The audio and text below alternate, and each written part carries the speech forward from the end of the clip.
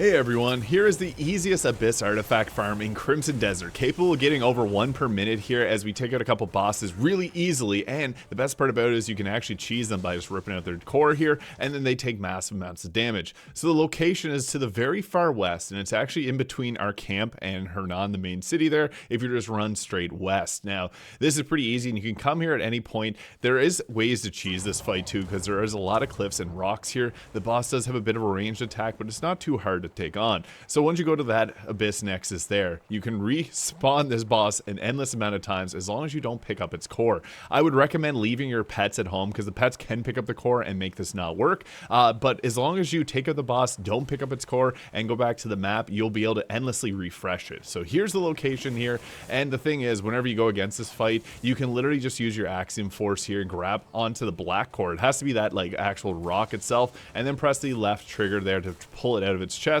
and then unload your fiery attacks on it. Any type of like charge attack will be great because this is the same thing as if you broke its posture. And to do it again, you can see below its health, you have to do it 2 times now. It did half of its yellow bar below the health bar there to be able to stagger. Beautiful fight too, by the way.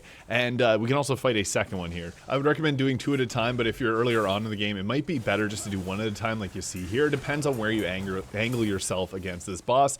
And then whenever you take it out, you can literally just go right back to the Abyss Nexus nearby. Don't pick up the core again, and don't have your pets around because they will do it when you're not paying attention. And then we can literally just go and repeat this farm all over again. If you want to save and leave, I would recommend going back to the Abyss Nexus first and then just going and checking to see that the boss is still here so that we can save safely, because if you're going to be saving it right after you do the fight, it will end up getting rid of the boss itself. So don't make that mistake there, but it's really easy because it's just a hop, skip, and a jump away. I would also recommend, I'll have in the pinned comment how to get fire magic, because that shreds a lot of bosses really easily in this game.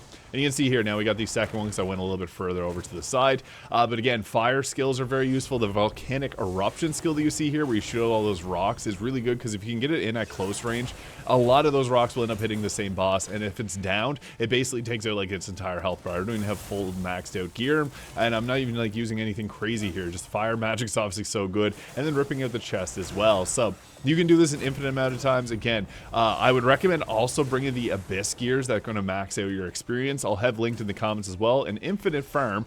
You don't have to do this with it though if you don't want to, but obviously using the Abyss cores that are going to give you more experience will obviously get you this quicker. But you can take out both of these bosses and warp back, and you're going to get an Abyss core at least once per every 2 attempts here. But if you have any of the Abyss gear, you're going to get this every single time pretty much. So you can see there another Abyss artifact. So if this was helpful, please hit the subscribe button below.